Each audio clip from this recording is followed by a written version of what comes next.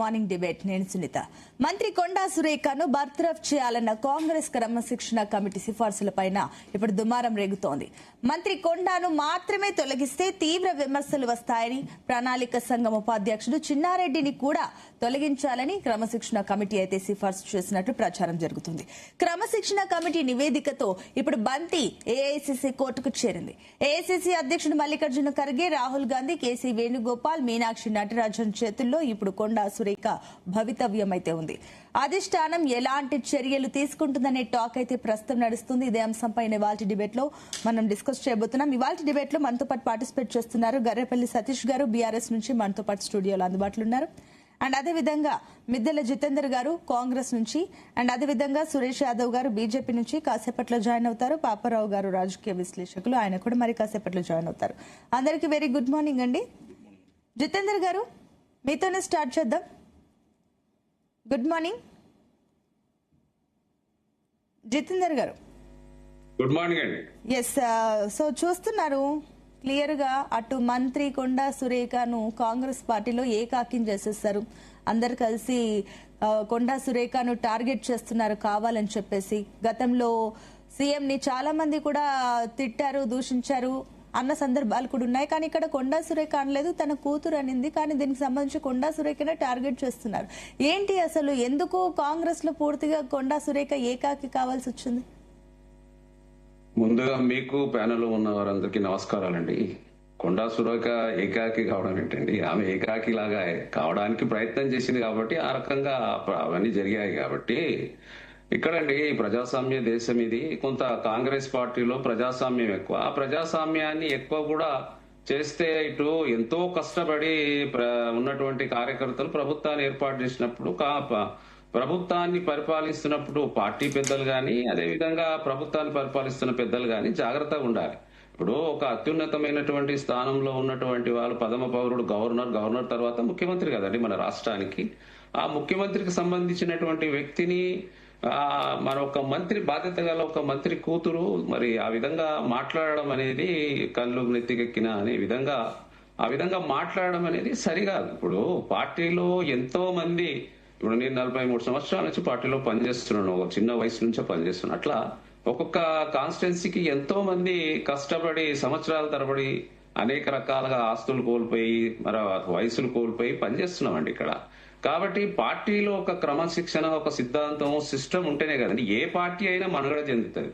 లేకపోతే ఏ పార్టీ అయినా సరే ఇష్టం వచ్చినప్పుడు మాట్లాడడము, ప్రజలకు జవాబుదారీతనంగా ఉన్నటువంటి అత్యున్నతమైనటువంటి స్థానంలో ఉన్నటువంటి అటు ప్రభుత్వ పరంగా ఉన్న మంత్రులు గాని, అదేవిధంగా పార్టీలో ఉన్న పెద్దలు కూడా జాగ్రత్తగా ఏ పార్టీ వ్యక్తులైనా సరే ప్రజలకు జవాబుదారీతనంగా ఉన్నాం కాబట్టి జాగ్రత్తగా మాట్లాడి ప్రజలకు మంచి. ఇక్కడ జితేందర్ గారు, ఒకటి మీ ప్రాబ్లం ఏంటి? సీఎం ని అన్నందుక అంటే పార్టీని అయితే తను ఎక్కడా మాట్లాడలేదు, పార్టీని ఎక్కడా తప్పుగా మాట్లాడలేదు. ఓ మంత్రి గారి కూతురు మాట్లాడడం అనేది సమాజం అంతా చూస్తున్నదండి. నీకు రేవంత్ నీకు కళ్ళు నెత్తికెక్కినాయి అనేది ఒక మంత్రి కూతురు ఆ విధంగా మాట్లాడడం అని బాధాకరం అండి. ఇప్పుడు లక్షలాది 42 లక్షల మంది ఈ కార్యకర్తలు ఈ రోజు సభ్యత్వం తీసుకుని కాంగ్రెస్ పార్టీలో ఉన్నారండి. బాధాకరం. ఇప్పుడు మాకు రేవంత్ రెడ్డి గారు ముఖ్యమంత్రి, అదే విధంగా 2 కళ్ళలాగా పిసిసి కూడా మాకు ఆయన కూడా ఒక అధ్యక్షుడు. కాబట్టి ఇద్దరిని మేము తర్వాత పార్టీలో ఉన్నటువంటి అత్యున్నతమైన స్థానంలో ఉన్న వాళ్ళందరినీ కాపాడుకోవాల్సిన ప్రతి కార్యకర్త పై ఉంటది. కాబట్టి జాగ్రత్తగా మనం ప్రజాప్రతినిధి పిల్లలమైనంత మాత్రాన మనం ఏదైనా మాట్లాడతాం అన్నమాట సంస్కారం కాదు కదా అది. అంటే ఓకే, మీరు చెప్పిన పాయింట్, మీరు చెప్పిన అంశాలని యాక్సెప్ట్ చేయొచ్చు. ఎందుకంటే ఓకే, ఒక ప్రజాపతిని రకంగా మాట్లాడడం కరెక్ట్ కాదు, ఓకే. కానీ గతంలో కూడా కాంగ్రెస్ కార్యకర్తలు కానీ కాంగ్రెస్ ఎమ్మెల్యేలు కానీ ఎవరు కూడా సీఎం ని దూషించలేదా? రాజగోపాల్ రెడ్డి అయితే డైరెక్ట్ సీఎం ని అన్నారు కదా, అప్పుడేం చేస్తారు? కనీసం షోకస్ నోటీసులు కూడా జారీ చేయలేదు కదా. లేదండి, ప్రతి వ్యక్తుల దగ్గర వివరణ అడుగుతున్నారు. ఈ మధ్య కాలంలో చూస్తున్నారు కదా, కొంత మనకు ఇప్పుడున్నటువంటి సీనియర్ నాయకులను కూడా సస్పెండ్ చేయడం జరుగుతున్నది. పార్టీకి వ్యతిరేకంగా పోతే ఎవరిని కూడా ఊరుకునే విపేక్షించే పరిస్థితి లేదండి పార్టీలో. ఎందుకంటే ఎంతో కష్టపడి ప్రభుత్వాన్ని తీసుకొచ్చినాం, పార్టీని నడుపుతున్నాం. కాబట్టి పార్టీ వ్యతిరేకంగా క్రమశిక్షణ పరంగా ఎవరు చేసినా కూడా అది బాగుండేది. అది ఇంతకు ముందు కూడా కొండా సురేఖ గారు అది సమత విషయం గాని, నాగార్జున విషయం గాని తదితర విషయాలు మాట్లాడినప్పుడు ఎక్స్క్యూజ్ చేసిండ్రు. అదేవిధంగా పిసిసి అధ్యక్షులు కూడా ఆ విషయాన్ని ఆమెకు చెప్పడం జరిగింది. అందరినీ కూడా రాజగోపాల్ గారిని కూడా విమర్శిస్తే ఆయనతో వివరణ తీసుకుంటున్నారు. ఎవరిని వదిలే ప్రసక్తే లేదన్నట్టే మల్లు రవి గారు క్రమశిక్షణ కమిటీ అధ్యక్షులు మాత్రం చెప్పడం జరుగుతుంది కదా. ఆల్రెడీ నివేదిక ఇచ్చిండ్రు ఇప్పుడు పిసిసి నుంచి ఏఐసిసికి వెళ్ళింది.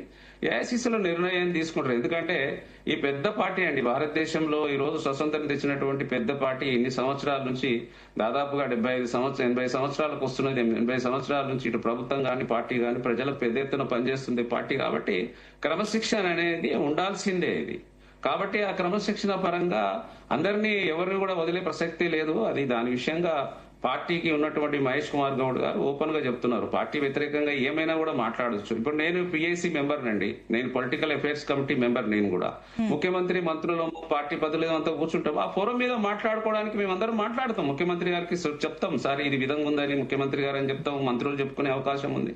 అందరికీ కూడా అవకాశం ఉందండి ఫోరం మీద మాట్లాడుకోవాల్సింది. ఎందుకంటే అత్యున్నతమైనటువంటి స్థానంలో ఉన్న మంత్రులు కూడా మాట్లాడుతుంటారు. కాబట్టి అది ఇంటర్నల్ గా మాట్లాడుకోవాల్సినవి. ఆ సమస్యలు ఉంటాయి. ఇప్పుడు ఒకే ఇంటికి 10 పదవులు ఇవ్వలేరు కదండి. ఇప్పుడు చాలా మంది ఉన్నారు, ఇప్పుడు పదవులు రాని వాళ్ళు ఇంకా ఉన్నారు. ముఖ్యమంత్రి గారు ఇప్పుడు 3 సంవత్సరాలు అయింది. అటు ప్రభుత్వ పరంగా ఉన్నటువంటి వాటిని చూసుకోవడం, ప్రజలకు నాయకులకు సీనియర్ నాయకులకు ఎవరెవరికి ఏమి ఇవ్వాలనేది చూస్తారు. అందరికి ఇస్తారు. ఇప్పుడు కొండా మురళికి వాగ్దానం చేసి ఇస్తారంటే ఓపిక పట్టాలి కదా. అందులో ఒక మినిస్టర్ కి అవకాశం ఇచ్చిండు, మినిస్టర్ కుటుంబం నుంచి.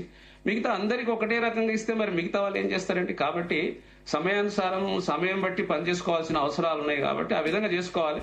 కొంత కొండా సురేఖ గారు కూతుర్ని కొంత మాట్లాడి కూడా చేయాల్సింది. చేసిన దానికి సంజాయిషి ఇచ్చి చెప్పుకోవాల్సిన అవసరం ఉండే.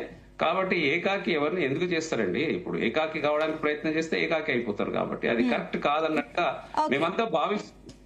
ఓకే అండి, నేను మళ్ళీ వస్తానండి జితేందర్ గారు. అండ్ అదేవిధంగా ఇప్పుడు సురేష్ యాదవ్ గారు కూడా జాయిన్ అయ్యారు బీజేపీ నుంచి మనతో పాటు స్టూడియోలో. గుడ్ మార్నింగ్ అండి Suresh Yadav, welcome back to you. Yes Satish గారు, గుడ్ మార్నింగ్. సో విన్నారు, కాంగ్రెస్ కి సంబంధించి పూర్తిగా విన్నారు. అండ్ ఇంకొకటి, కాంగ్రెస్ లో ఏం జరుగుతుంది